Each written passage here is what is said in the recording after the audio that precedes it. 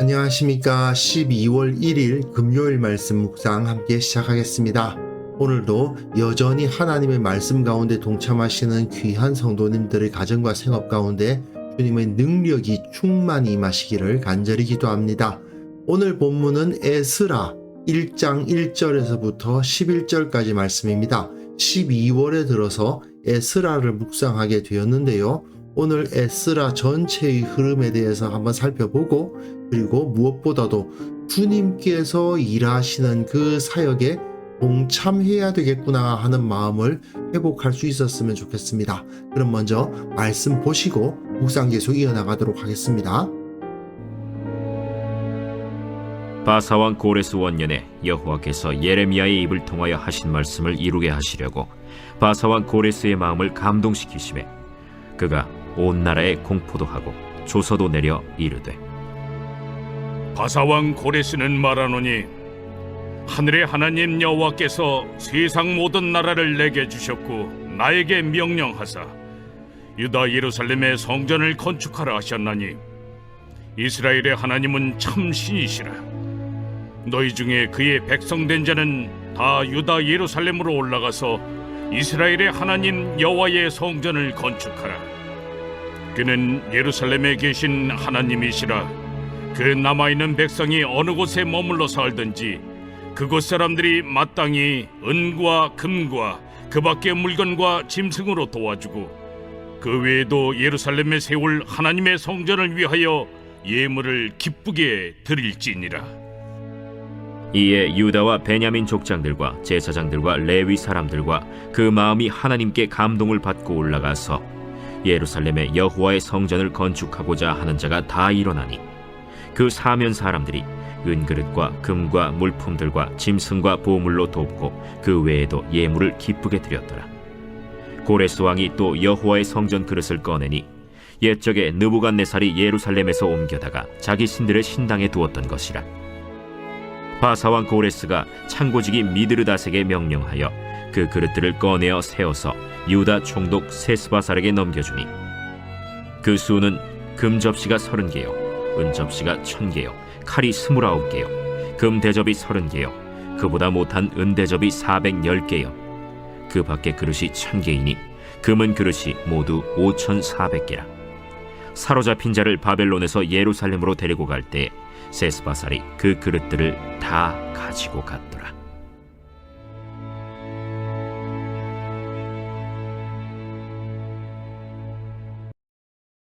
에스라 1장을 다 읽었습니다. 에스라서의 전체 구조를 한번 생각해 볼 필요가 있습니다.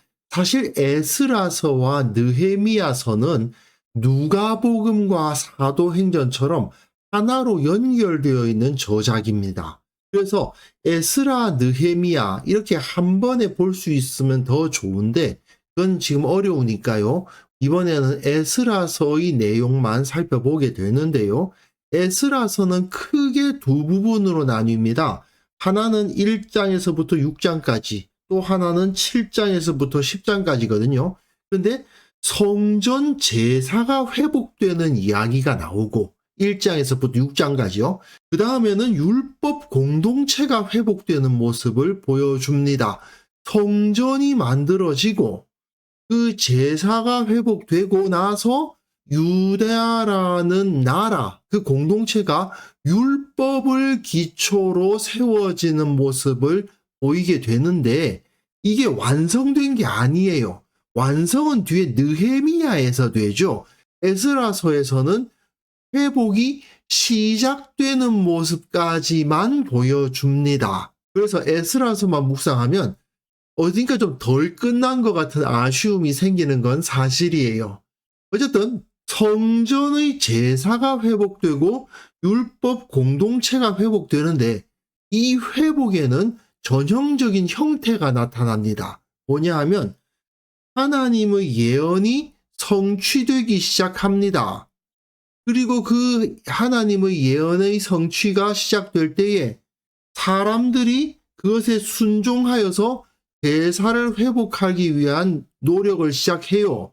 그런데 그러한 선한 작용이 일어나면 그에 대한 반작용도 있습니다. 제사를 회복하려고 노력하는 사람들이 있는가 하면 그걸 방해하는 세력이 또 있는 거예요. 그런데 이 회복하려는 세력이 방해하는 세력을 결국에는 극복하고 성전이 복원되고 회복되는 모습을 보입니다. 율법 공동체의 회복 역시 마찬가지예요. 에스라가 나타나서 그 율법 공동체를 회복시키려고 하고 에스라가 그 땅으로 들어와서 율법 공동체를 세우려고 노력을 하는데 그 가운데 유다 공동체의 현실을 보니까 아이구야 이게 문제가 너무 큰 거예요. 그래서 에스라가 기가 막혀서 주저앉는 그런 모습을 볼 수 있죠. 그렇지만 그럼에도 불구하고 율법 공동체로서의 회복을 하기 위해서 온호한 조치를 행하는 것을 볼 수 있습니다. 그런 모습을 통해서 율법 공동체가 회복되기 시작하는 거예요. 이것이 바로 전체 에스라서의 구조라고 할 수 있고요. 오늘 우리가 보는 부분은 시작, 예언의 성취가 이제 시작이 되는데 고레스의 칙령이 선포되어서 그 고레스의 칙령에 의해서 하나님의 뜻이 이루어져 가는 것을 보여주는 부분입니다. 자, 에스라서는 고레스의 칙령으로 인해서 유다가 약속의 땅으로 돌아갈 수 있게 되었다라는 것을 보여주면서 시작하는데 문제는 이 바사왕 고레스 원년이 언제냐 하면은 주전 BC 538년입니다. 그런데 에스라서의 주인공이라고 할 수 있는 에스라가 유다 지역으로 돌아간 것은 458년으로 봐야 되거든요. 80년 차이가 납니다. 그러니까 에스라가 그 땅을 회복시키기 위한 사역을 시작하기 전 80년 전부터 하나님의 역사는 이루어지고 있었던 거죠. 그런데 이 1절부터 3절까지의 내용이 똑같이 반복되고 있는 곳이 있어요. 역대기의 마지막 부분입니다. 역대하 36장 22절 23절이 역대기의 끝이거든요. 가장 마지막 본문인데 바하사왕 고레스 원년에 바하사의 고레스 왕 원년에 여호와께서 예레미야의 입을 통하여 하신 말씀을 이루게 하시려고 여호와께서 예레미야의 입으로 하신 말씀을 이루시려고 바하사왕 고레스의 마음을 감동시키셨다. 바하사의 고레스의 마음을 감동시키셨다. 그가 온 나라에 공포도 하고 조소도 내리셨다. 그리고 역대하 23절에도 마찬가지예요. 바하사왕 고레스는 말하노니 바하사왕 고레스가 이같이 말하노니 하늘의 신 여호와께서 세상 만국을 내게 주셨다. 하늘의 하나님 여호와께서 세상 모든 나라를 내게 주셨다. 내게 명령하셨다. 나에게 명령하셨다. 유다 예루살렘의 성전을 건축하라 하셨다. 유다 예루살렘의 성전을 건축하라 하셨다. 똑같죠.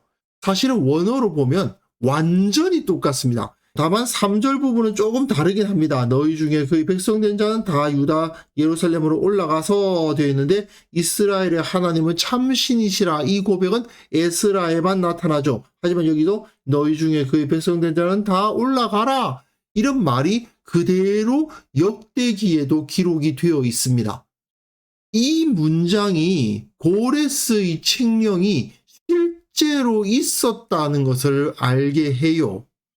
역대기에도 기록되어 있고 에스라에도 기록되어 있고 이건 분명히 그대로 베껴 쓰다시피 한 거란 말이죠. 그렇다면 고레스가 이런 칙령을 내린 게 맞다고 봐야 됩니다. 그런데 고레스는 바사 페르시아의 왕입니다. 그런데 이 페르시아의 왕이 하늘의 하나님 여호와께서 세상 모든 나라를 내게 주셨다. 유다 예루살렘의 성전을 건축하라 하셨다. 이스라엘의 하나님은 참신이시다. 이스라엘의 하나님 여호와의 성전을 건축하라. 이런 말을 이방인 왕 고레스가 했단 말인가? 이게 정말 이상하지 않습니까? 이것이 이사야서에 사실은 예언이 되어 있어요. 여호와께서 그의 기름 부음을 받은 고레스에게 이같이 말씀하시되 이사야서에 고레스에 대한 예언이 기록되어 있어요. 그런데 또 에스라서는 이사야의 예언이라고 하지 않고 예레미야의 입이라고 한단 말입니다. 예레미야는 유다가 70년 동안 바벨론의 왕을 섬기겠지만 결국은 바벨론 왕과 그 나라와 갈대아인들의 땅을 영원히 폐허가 되게 하고 모든 민족을 향하여 예언하고 이 책에 기록한 나의 모든 말을 그 땅에 임하게 하겠다. 하나님께서 그 말씀을 이루도록 하겠다고 말씀하신 것이 예레미야서에 기록이 되어 있거든요. 에스라는 이사야의 예언보다는 하나님께서 예레미야를 통해서 예언하신 것처럼 모든 것을 회복시키신다. 무너졌던 것을 다시 일으키신다 하는 것을 강조해서 보여주고 있는 거죠. 그래서 그 남아있는 백성이 어느 곳에 머물러 살든지 어디서 있든지 그곳 사람들이 마땅히 은금, 물건, 짐승으로 도와주고 또 이외에도 예루살렘에 세울 하나님의 성전을 위하여 예물을 기쁘게 드릴지니라. 너희들이 다 힘을 합쳐서 성전을 다시 건축해라 하는 명령이 떨어졌다는 것을 보여줍니다. 이렇게 하나님께서 성전을 회복시켜 주시는 거예요. 주전 586년에 예루살렘이 파괴되었는데 538년에 이렇게 고레스의 칙령이 선포됨으로써 약 50년 좀 안 되죠? 48년 또는 49년이라고 볼 수도 있습니다. 이 정도 시간 이후에 성전이 다시 세워질 수 있도록 만드신 것입니다. 어떻게 이런 일이 있을 수 있을까요? 사실 고레스는 아수르나 바벨론처럼 포갑적인 방법으로 자신의 영토에 있는 여러 민족들을 다스리기 원치 않았던 건 분명해요. 각자의 문화와 각자의 종교와 각자의 조직을 다 인정해주고 다만 적절하게 세금과 조공을 주고받는 그러한 관계를 통해서 자신의 통치를 넓히려고 했던 사람이 바로 고레스입니다. 하지만 아무리 고레스가 유다 민족을 인정해줘서 너희들도 그럼 너희들 방식대로 그렇게 가서 살아라. 그것까진 좋은데 이런 표현까지 한다는 것은 너무 이상하지 않느냐? 그렇게 생각할 수 있죠.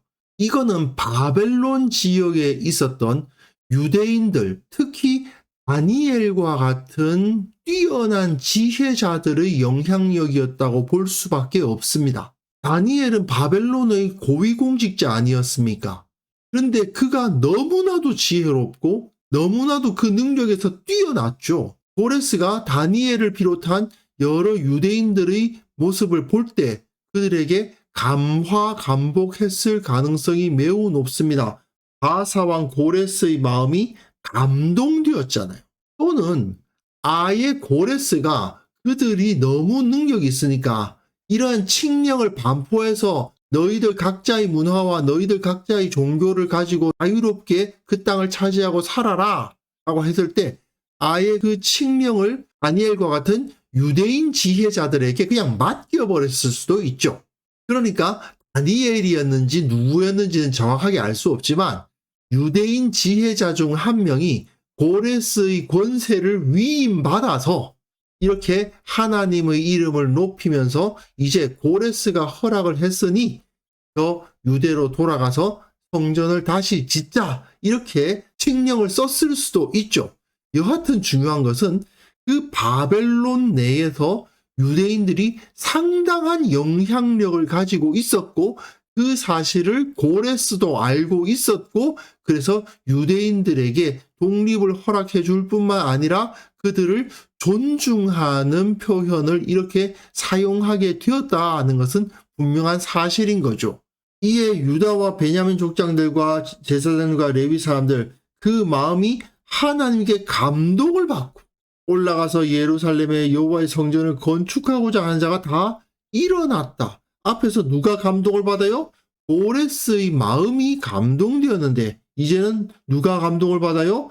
이 유다와 베냐민 제사장들 레위 사람들이 감동을 받았습니다.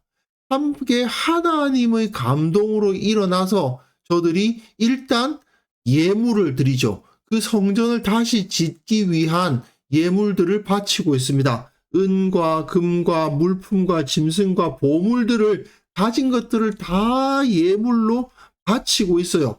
그뿐만 아니라 고레스도 여호와의 성전 그릇을 꺼내어 줍니다. 느부갓네살이 예루살렘에서 옮겨다가 자기 신들의 신당에 두었던 것들, 성전에 있던 금과 은으로 만들어졌던 여러 기물들을 느부갓네살이 빼앗아서 자기 신들의 신당에 두었는데 고레스가 다시 그거 다 쟤네들한테 돌려줘, 이렇게 돌려주는 모습을 볼 수 있어요. 그래서 창고지기 미드르닷에게 명령을 해가지고 그를 꺼내서 총독 세스바살에게 넘겨줘라 하는 명령이 떨어지고, 이걸 통해서 성전이 다시 회복될 수 있는 기틀이 마련되는 것을 볼 수 있습니다.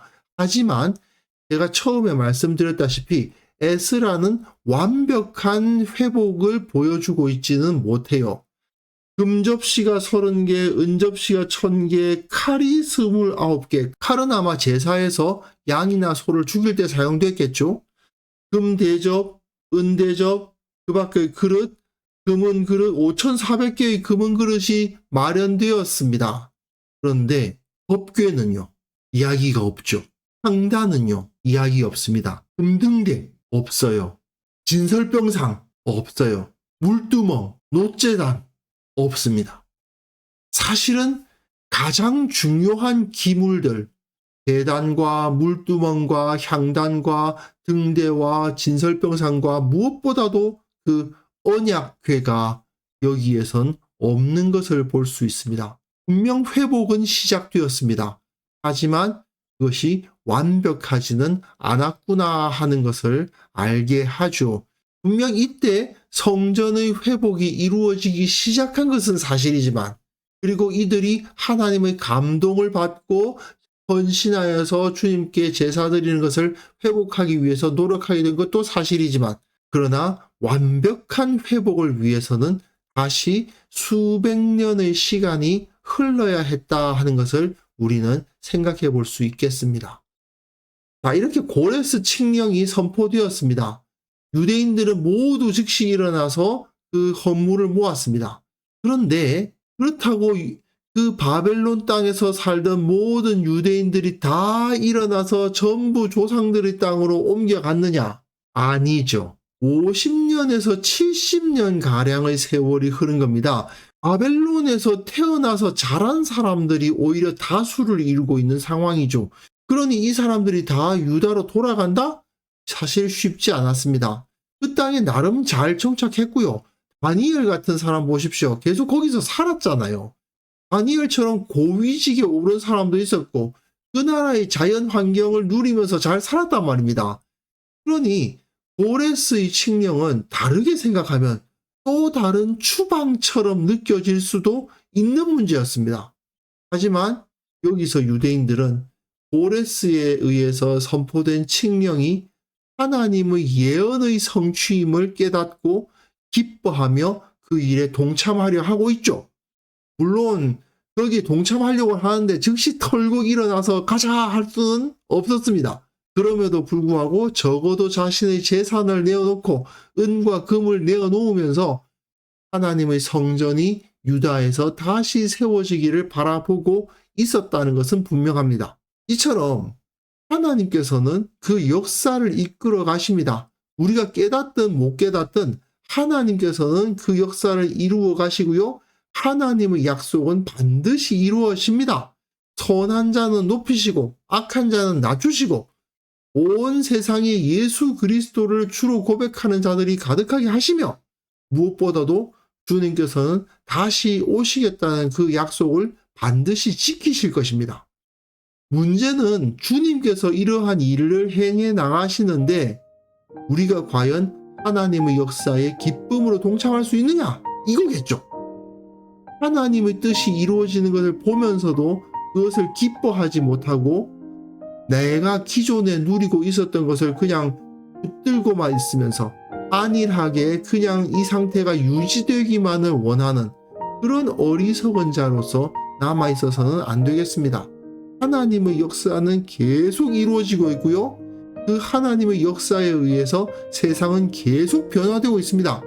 이 변화 가운데 하나님께서 무엇을 향해서 가시는지 우리가 영적인 눈을 뜨고 그것을 바라볼 줄 알아야 됩니다. 그리고 그 가운데 동참하고자 하는 지혜를 가져야겠죠. 그래서 이 시간 함께 기도하실 때는요, 가장 적절한 때에 주님께서 그 섭리를 이루신다는 것을 믿으면서, 내가 느끼기에는 너무 더딘 것 같기도 하고 또 너무 이른 것처럼 느끼는 분도 있으실 수 있습니다. 언제 어떤 모습으로 하나님의 뜻이 나타나든지 간에 우리가 기꺼이 동참하는 자들이 되게 하여 주옵소서. 현재의 자리에 주저앉아 있는 그러한 안일한 신앙인들이 되지 않도록 주께서 붙들어 주옵소서. 함께 기도하는 시간 가졌으면 합니다.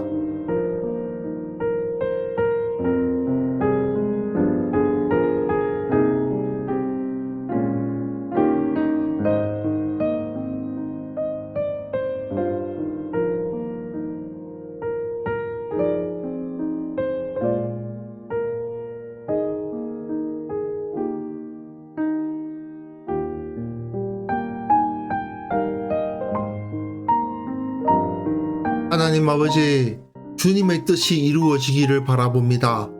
내가 믿음으로 주님의 뜻에 동참할 수 있기를 원합니다.